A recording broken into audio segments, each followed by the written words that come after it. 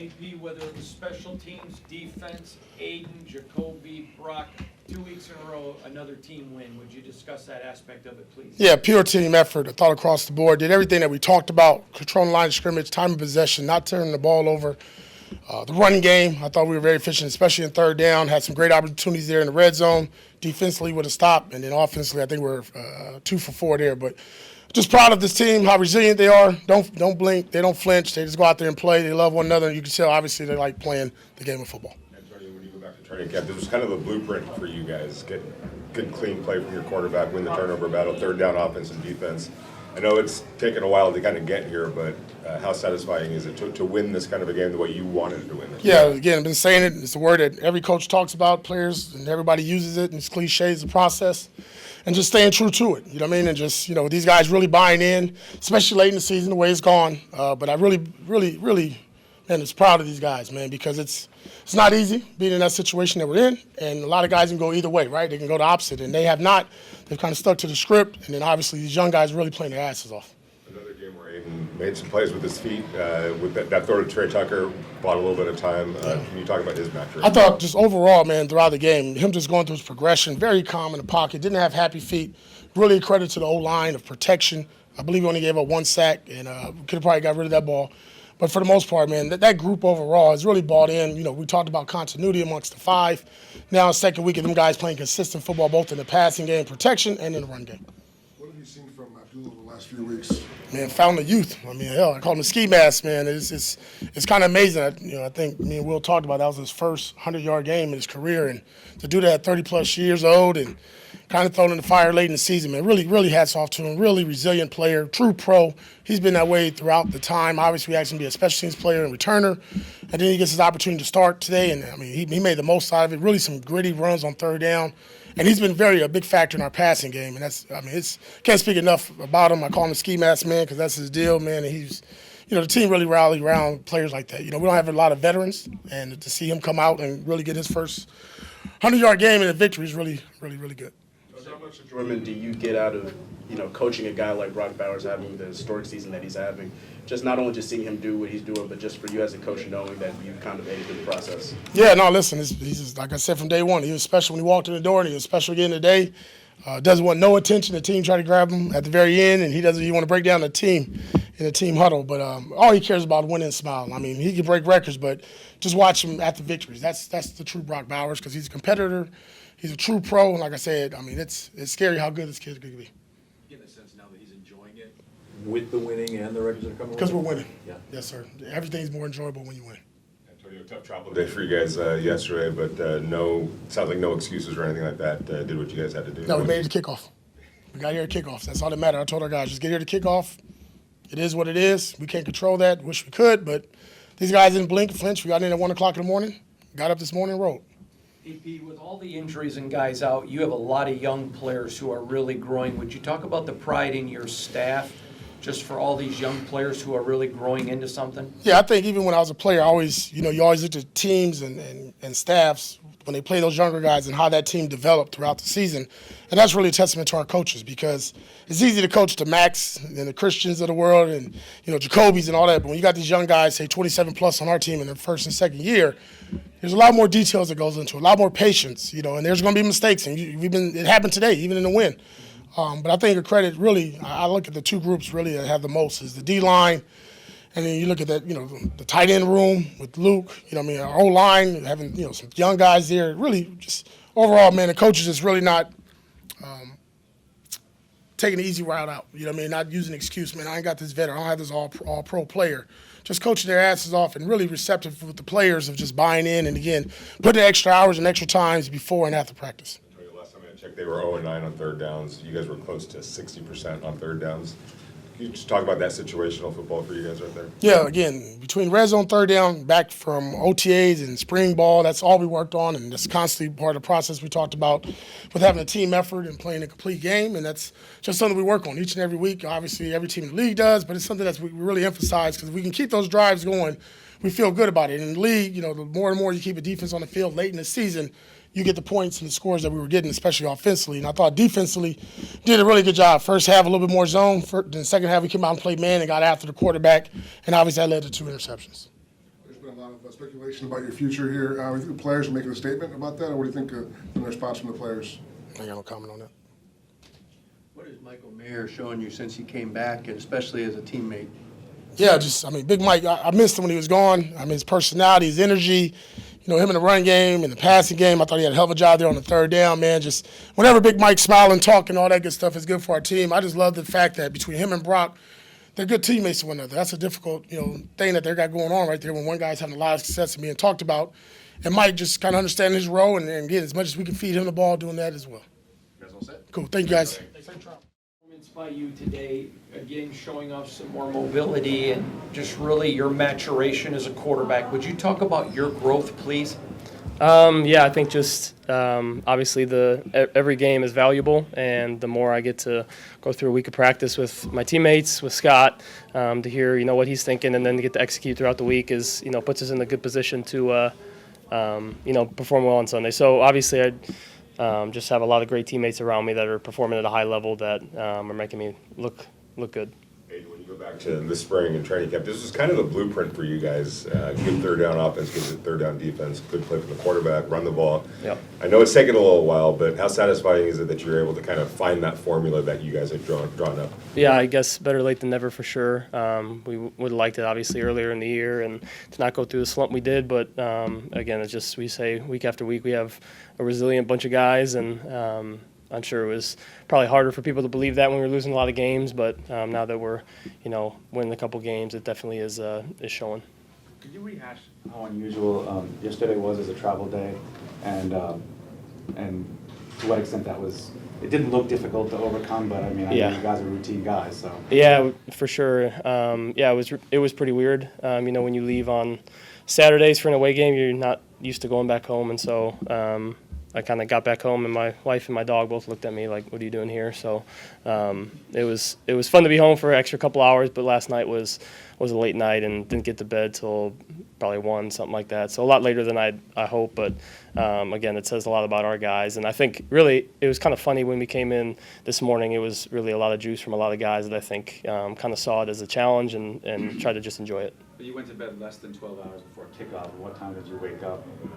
I woke up at 8, I think 8. Yeah. So yeah, still got ample sleep. It wasn't like no sleep, but not ideal. But we made it work. The usual meetings at night and stuff. Yeah, we did the meetings back. At the facility when we got back. So we had a little break and then went back for meetings and then took off. Aidan, if you didn't know that Brock was a rookie, how long would you think that he had been playing in the league the way he's able to be kind of more than a security blanket for you? Yeah, no doubt. I think definitely more than a security blanket. He's super impressive. He like you said, he looks like a vet out there, and he has that presence too. And that's just kind of how he is. He's calm. He's chill. It's hard to really get him to raise his voice over a couple decibels. So it's just been fun to have him, see his growth.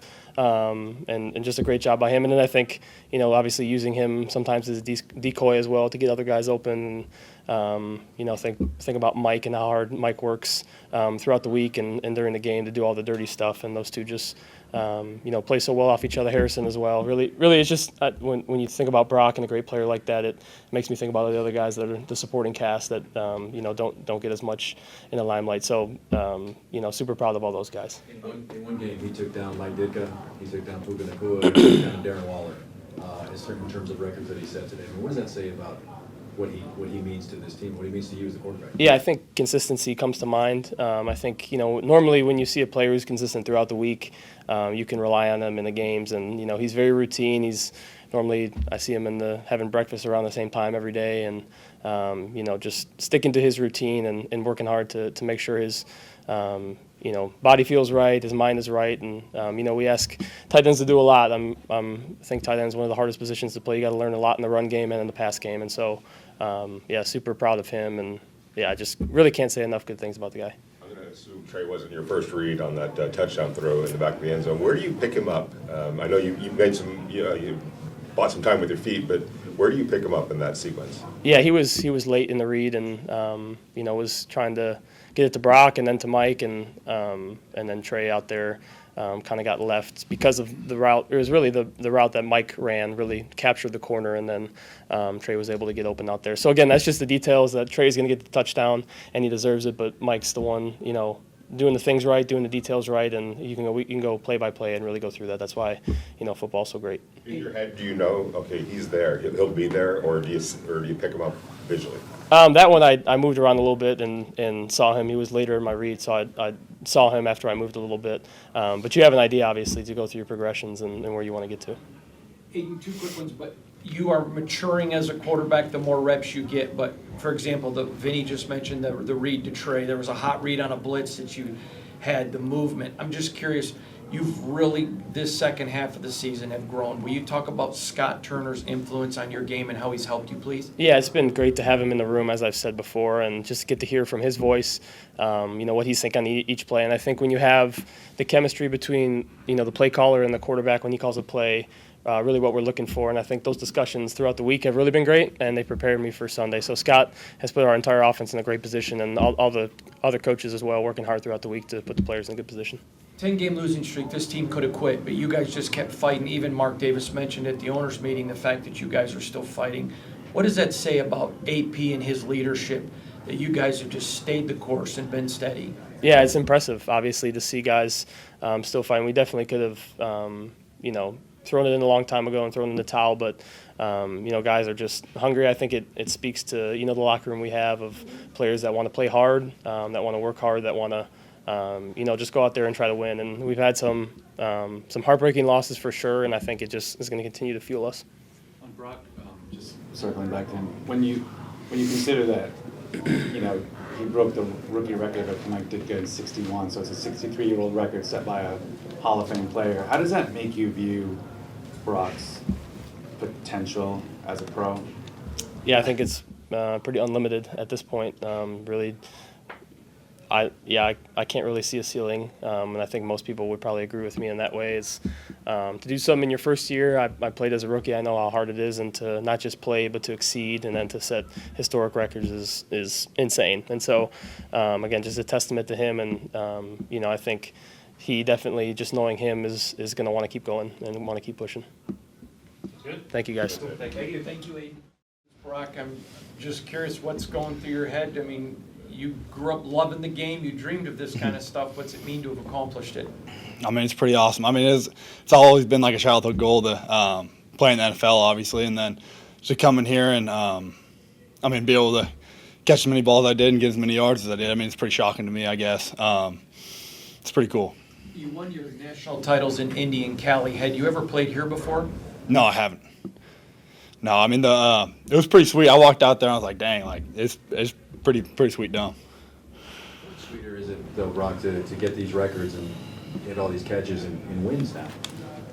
Oh, I know. The wins are huge. I mean, that's just the vibes are way better. And, we worked so hard throughout the whole off season and during camp and throughout the season. I feel like we've been due. So it's been good.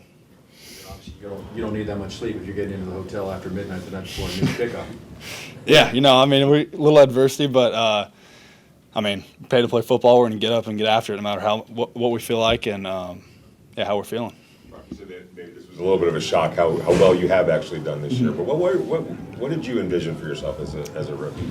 Yeah, I don't know. I try not to put like goals like numbers and stuff. I just try to ask myself like, how can I help the team in the best way as I can? And just catch the ball when it comes to me. That's kind of what I try to think of. And because if you're setting like numbers goals, you're like, I got no clue what to expect coming from college to NFL. So, yeah, I'm just trying to help the team.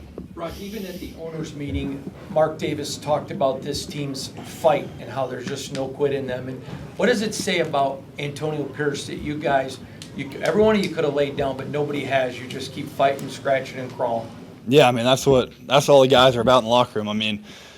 Oh man, just a great group of guys, and I feel like the season didn't go the way anyone envisioned at the beginning of the year, but we just keep fighting, keep battling, and just so proud of all the guys. We've just been getting after it, just not thinking about the record. You're obviously one of the younger guys on this team, if not the youngest guy on the team. When you see somebody like Amir Abdullah doing what he's doing at his age, at this stage in his career, how much inspiration is that for guys like yourself?